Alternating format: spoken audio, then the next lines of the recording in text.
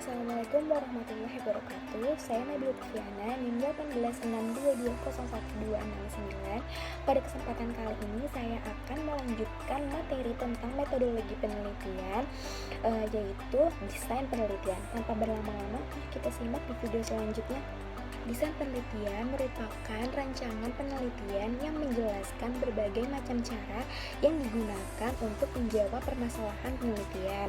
Nah, di desain penelitian ini terdiri dari yang pertama, yaitu ada populasi dan sampel, yang kedua ada jenis data, yang ketiga ada definisi operasional, dan yang keempat adalah metode analisis data. Nah, yang akan kita bahas kali ini yaitu desain penelitian terlebih dahulu. Nah, desain penelitian adalah cara mengukur variabel dengan menggunakan berbagai macam skala. Nah, di sini ada macam-macam skala pengukuran. Yang pertama yaitu ada skala nominal, yang kedua adalah skala ordinal, yang ketiga adalah skala interval, dan yang keempat adalah skala rasio. Pertama yang akan kita bahas yaitu skala interval atau skala Likert. Nah, skala interval ini merupakan skala pengukuran yang biasa digunakan untuk menyatakan tingkatan. Nah, jarak atau interval antar tingkatan ini sudah jelas, hanya saja tidak memiliki nilai 0 atau mutlak. Nah, skala Likert ini digunakan untuk mengukur sikap, pendapat, persepsi seseorang atau sekelompok orang mengenai suatu fenomena. Dan dengan skala Likert ini, variabel dijabarkan sebagai indikator, kemudian indikator dijadikan item-item pertanyaan, dan jawaban dari setiap item pun mempunyai instrumen dan gradasi yang sangat positif, dari sangat positif hingga sangat negatif. Contoh yang paling umum dari skala interval atau skala Likert yaitu pada saat kita mengisi kuesioner dan mana tingkatan yang paling kita setujui dan itu menunjukkan peringkat antar tingkatan. Nah, misalkan ada sangat setuju, setuju, ragu-ragu, tidak setuju, atau sangat tidak setuju. Lalu ada sangat positif, positif, negatif, atau sangat negatif. Lalu ada selalu, sering, kadang-kadang, bahkan tidak pernah. Lalu ada sangat baik, baik, tidak baik. Dan lanjut pada contoh berikutnya, jika misalkan sangat setuju, setuju atau sangat positif itu diberi skor 5. Dan kalau misalkan setuju, sering dan positif itu diberi skor 4. Ragu-ragu, kadang-kadang, dan netral itu diberi skor 3. Tidak setuju, hampir tidak pernah, dan negatif itu diberi skor 2. Dan sangat tidak setuju atau tidak pernah itu diberi skor 1. Nah, selanjutnya di dalam skala interval atau skala Likert ini ada yang namanya skala Goodman. Nah, skala Goodman ini merupakan skala pengukuran dengan dua jawaban yang tegas, data yang didapatkan interval atau rasio.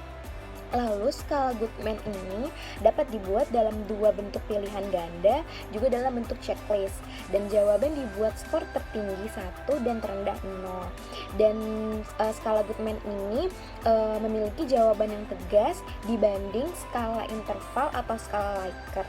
Karena kalau misalkan di skala Goodman ini cuma terdiri dari dua pilihan, misalkan baik atau tidak baik, positif atau negatif, dan pernah atau tidak. Lanjut pada pembahasan yang kedua yaitu skala nominal. Nah, skala nominal ini merupakan di mana angka itu tidak memiliki makna kecuali hanya sebagai pembeda. Dan skala ini hanya digunakan untuk memberikan kategori saja. Misalnya, digunakan untuk memberi label, simbol, lambang, atau nama pada sebuah kategori sehingga mempermudah pengelompokan data menurut kategorinya. Nah, di sini contohnya itu ada hitam putih, KAP BIK 4 dan KAP non BIK 4, pria wanita, dan departemen akuntansi dan departemen pemasaran. Dan contoh lainnya itu seperti gelap, terang, dan sebagainya. Lalu lanjut di pembahasan ketiga yaitu ada skala ordinal. Dan simpelnya skala ini memiliki makna rating, yaitu memiliki tingkatan lebih tinggi daripada skala nominal. Nah, karena skala ini tidak hanya menunjukkan kategori saja, tetapi juga menunjukkan peringkat. Nah, di dalam skala ordinal ini objek atau kategorinya disusun berdasarkan urutan tingkatannya. Nah, dari tingkat terendah ke tingkat tertinggi atau sebaliknya. Contohnya di sini misalkan berkaitan dengan juara 4, juara 3, juara 2, dan juara 1. Nah, yang terakhir di sini adalah skala rasio. Nah, skala rasio ini adalah skala pengukuran yang ditujukan pada hasil pengukuran yang bisa dibedakan, diurutkan, memiliki jarak tertentu, dan bisa dibandingkan. Nah, di sini ada rumus ROA atau Return of Asset, yaitu laba bersih dibagi dengan aset total. Nah, dari desain penelitian ini secara terperinci memiliki 4 tujuan, yaitu yang pertama, menetapkan aturan dan prosedur yang digunakan oleh peneliti untuk mengukur variabel. Yang kedua, yaitu memberikan arti yang tidak ambigu dan konsisten untuk istilah atau variabel jika tidak dilengkapi dengan definisi operasional, dan maka dapat ditafsirkan dengan cara yang berbeda. Lalu, membuat pengumpulan data serta analisis lebih fokus dan efisien. Lalu yang terakhir yaitu memandu jenis data dan informasi apa yang dicari oleh peneliti. Dan secara khusus, definisi operasional merupakan penjabaran interpretasi dari variabel yang sudah ditentukan oleh peneliti. Nah, dalam implementasinya ini, definisi operasional dari satu peneliti dengan peneliti lain bisa berbeda. Dan ini bisa dilihat pada definisi operasional skripsi ataupun tesis yang berdasarkan pada daftar pustaka. Lalu kita akan masuk ke pembahasan mengenai populasi dan sampel. Apa sih populasi itu? Populasi adalah generalisasi yang terdiri atas objek atau subjek yang memiliki kuantitas dan karakteristik tertentu yang diterapkan oleh peneliti untuk dipelajari dan kemudian ditarik kesimpulannya. Lalu, kalau sampel adalah sebagian dari jumlah dan karakteristik yang dimiliki oleh populasi. Jadi di sini kita masuk ke pembahasan teknik sampling. Jadi teknik sampling itu adalah teknik yang dilakukan untuk menentukan sampel. Nah, jadi di sebuah penelitian yang baik harus memperhatikan dan menggunakan sebuah teknik dalam menetapkan sampel yang akan diambil sebagai subjek penelitian. Nah, di sini teknik sampling itu terbagi menjadi dua, yaitu ada probability sampling dan ada non-probability sampling. Nah, di probability sampling itu terdiri dari yang pertama ada simple random sampling, yang kedua ada proportionate stratified random sampling, yang ketiga ada disproportionate stratified random sampling, yang keempat ada area cluster atau sampling menurut daerah. Lalu di non-probability sampling itu terdiri dari yang pertama ada sampling sistematis, yang kedua ada sampling kuota, yang ketiga ada sampling aksidental, yang keempat ada purposive sampling, yang kelima ada sampling jenuh, dan yang keenam ada snowball sampling. Pertama yang akan kita bahas yaitu probability sampling. Nah, probability sampling ini adalah teknik sampling yang memberikan peluang yang sama bagi setiap populasi untuk menjadi anggota sampel. Nah, tadi probability sampling ini terbagi menjadi banyak. Yang akan kita bahas terlebih dahulu yaitu ada simple random sampling. Nah, simple random sampling ini dikatakan sederhana karena pengambilan sampel anggota populasi dilakukan secara acak tanpa memperhatikan strata yang ada di dalam populasi tersebut. Nah, cara demikian dilakukan bila anggota populasi dianggap homogen. Nah, contoh dari simple random sampling itu adalah contoh pengambilan sampel acak, pemilihan 20 dari 50 siswa. Nah, setiap siswa ini memiliki kesempatan yang sama untuk dipilih. Nah, di sini probabilitas sampling pemilihannya itu adalah 1/50. Lalu yang kedua ada proportionate stratified random sampling. Nah, teknik ini digunakan bila populasi mempunyai anggota atau unsur yang tidak homogen dan berstrata secara proporsional. Lalu suatu organisasi yang mempunyai pegawai dari latar belakang pendidikan, maka populasi pegawai itu berstrata. Nah, di bawah sini ada contoh proportionate stratified random sampling. Nah, di sini yang paling besar itu S1 yaitu 50, dan SMA yaitu ada 300, yang SMK ada 500, yang SMP ada 100, dan yang SD ada 50. Lalu ini populasinya. Lalu sampelnya itu ada S1-nya 14, SMA-nya 85, SMK-nya 139 dan SD-nya ada 14. Yang ketiga yaitu ada disproportionate stratified random sampling. Teknik ini digunakan untuk menentukan jumlah sampel bila populasi strata tetapi kurang proporsional. Nah, misalkan di sini ada pegawai dari PT tertentu mempunyai lulusan S3 3 orang, S2-nya 4 orang, dan S1-nya 90 orang.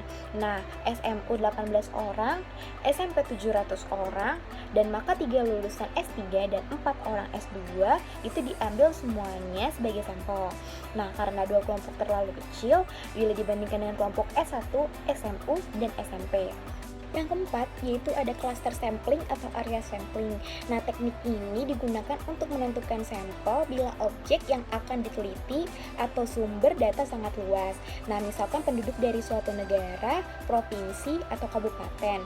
Untuk menentukan penduduk mana yang akan dijadikan sumber sampling atau sumber data, pengambilan sampel berdasarkan daerah populasi yang ditetapkan.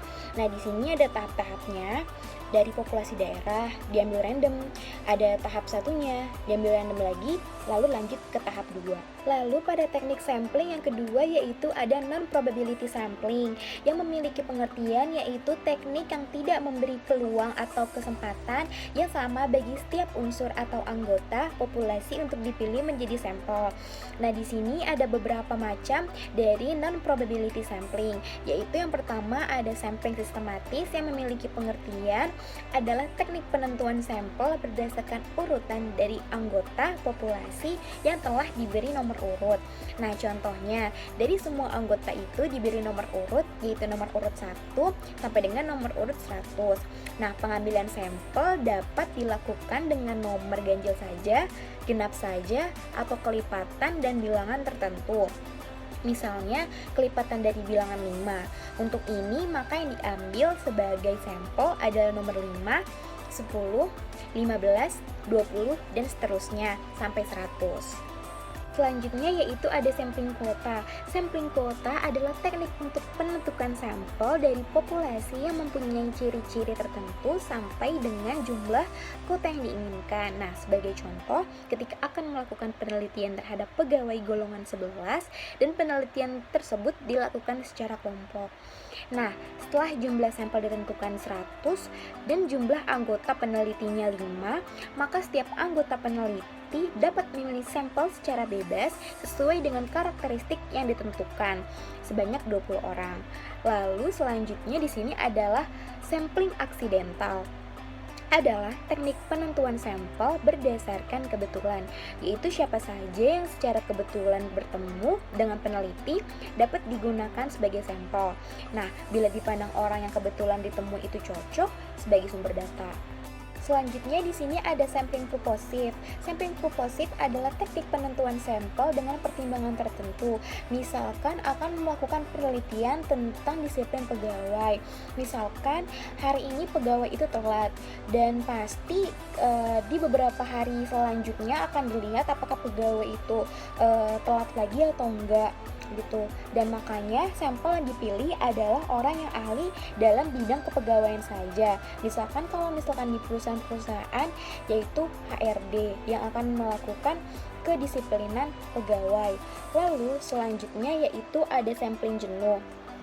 Sampling jenuh adalah teknik penentuan sampel bila semua anggota populasi digunakan sebagai sampel.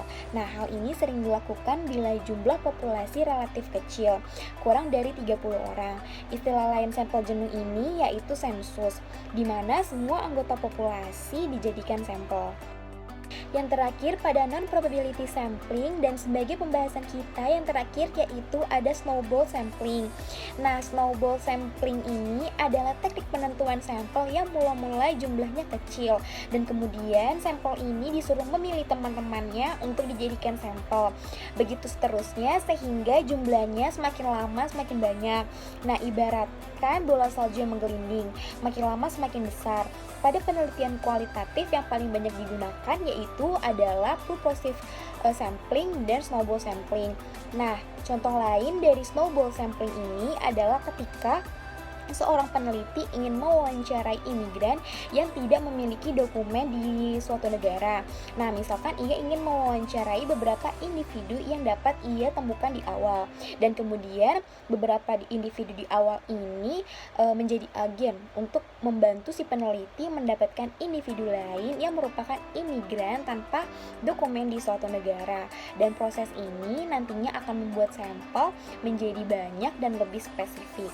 Dan peneliti bisa mengembangkan penelitian sehingga mendapatkan jumlah sampel yang sesuai dengan kebutuhan si peneliti. Sekian pembahasan metodologi penelitian kita yang kedua, yaitu dari desain penelitian. Kurang lebihnya mohon maaf. Wassalamualaikum warahmatullahi wabarakatuh.